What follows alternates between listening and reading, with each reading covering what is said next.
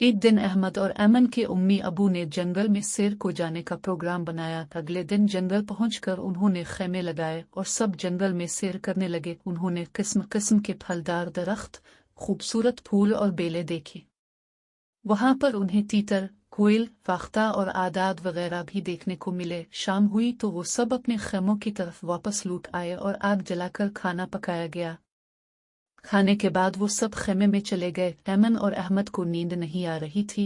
उनका दिल जंगल में जानवरों को ढूंढने और देखने को चाह रहा था। हालांकि उनके वालिदैन ने उन्हें सख्ती से मना किया था कि खेमे से बाहर ना निकलना। वो ये नसीहत भूल गए और जंगल का जायजा लेने चल पड़े। इस शब 14वीं की रात थी और चांद की रोशनी से हर चीज वाज़े दिखाई दे रही थी। चलते चलते उन्हें महसूस हुआ कि वो काफी दूर आ गए हैं।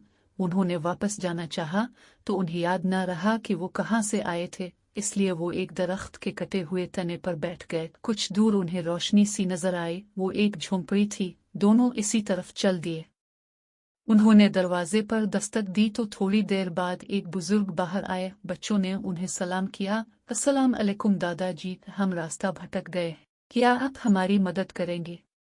बुजुर्ग ने सलाम का जवाब देकर पूछा, इतनी रात में यहाँ कैसे और क्यों आए? अमन बोली, हम जानवर देखने अपने खेमे से दूर आ गए और खो गए। बुजुर्ग ने कहा, बेटी, तुम दोनों को अपने उम्मी के बगैर नहीं आना चाहिए था। दोनों ने कहा, जी हम अपनी गलती मानते हैं।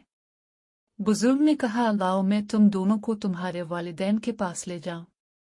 वो दोनों उन बुजुर्ग के साथ चलते हुए अपनी उम्मी अबू के पास आ पहुंचे, जहां उनके वालिदैन उन्हें आदेर अलिफादेर पहले ही से तलाश कर रहे थे। उन्होंने बुजुर्ग का शुक्रिया अदा किया। बच्चों ने वालिदैन से मुआफ़ी मांगी और आइंदा ऐसी हरकत करने से तौबा कर ली।